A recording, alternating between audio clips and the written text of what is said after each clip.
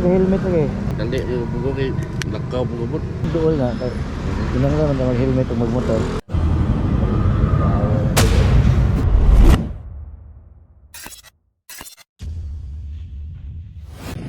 Yung mga kasikop, magandang umaga, no? Ngayong araw na to, Bernice, nag-iikot-ikot kasi kami. May mga ilan-ilan tayong na sita na walang mga side mirror, mga angkas na walang helmet. Tapos ito yung isa dito, kasi wala siyang suot na helmet. Siya pa yung nagalit. Malapit lang daw. So, ayan, kung alam nyo naman na malapit lang yung pupuntahan nyo, kung hindi naman kayo, ayaw nyo namang magsuot ng helmet, maglakad na lang po tayo. Habang nagpapatuling kasi kami at ayun, nag-iikot kami sa area, may nasundan kami na may walang suot na helmet na nakamotor, kaya ayun, pinara natin.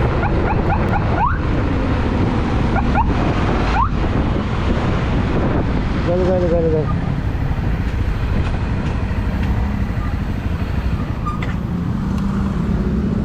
Ano buntag sir? Ay, lisensya pala. Helmet lagi. Ada doon ako sir, pero naro kay palit nga atong malagkit na dere babaw sir. Helmet yapon kay nagmotor man ta sir. Ayun. Dara mo ana ako sir. Dali, bugo kay lakaw bugobot. Para rehistro pa sir.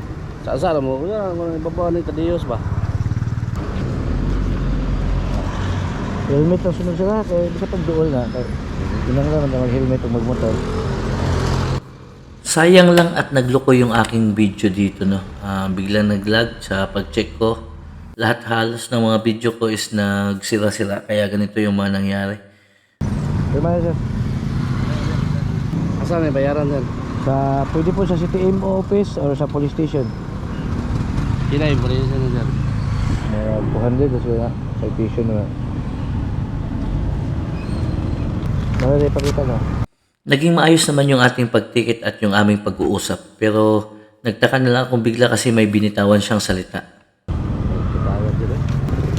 Way patawad? Ano mo yung makagway patawad dyan nga? Isa na yung sala na yan. Helmet. Way patawad yan. Yuhan ang sala. Bisa pag doon lagi sir. Kaya bawal na magmotor. Helmet. Hindi pa nga kami natatapos mag-usap, bigla na lang itong tumakbo papaalis at hindi niya ata natanggap na natikitan siya sa kanyang maliit na violation. Hindi nyo naman pwedeng kami yung sisihin nyo kasi ayun naman po yung nakabiolate. So face the consequences na lang. Hindi po yung kayo na yung may mali, kami pa yung sisisihin nyo. Sasabihin nyo na wala kaming katawad. Alam nyo naman na hindi lang ngayon itong ginagawa natin, halos everyday nag-i-implement ng ordinance dito sa city. So huwag nyo sabihin bago lang to. So alam nyo naman, laging taga-Tagbilaran lang kayo, alam nyo yung mga ordinances dito. So ano naman, sumunod naman tayo. Sabihin man natin malapit o malayo, pag nakasampa na tayo ng motor, so sumunod na lang tayo sa dapat sundin. No? Medyo tayo pa yung parang mali sa ginagawa nating pag-i-implement ng ordinance dito sa city. Sumunod lang tayo sa mga batas trapiko para walang problema sa pagpapatakbo nyo ng motor. So, ano man, hindi naman kayo masisita kung wala kayong mga violation, diba? Pagpasensyahin nyo na lang din kung medyo stricto kami kasi hindi naman to panibago, no? Ulit-ulit na natin sinasabi sa inyo, ulit-ulit na natin pinupost yung mga ganitong video para maging paalala na rin sa ating mga kaibigang motorista dito sa Tagbilaran. So, pagpasensyahan nyo na kung nagagalit kayo, kung may inis kayong nararamdaman dyan, trabaho lang, walang personalan.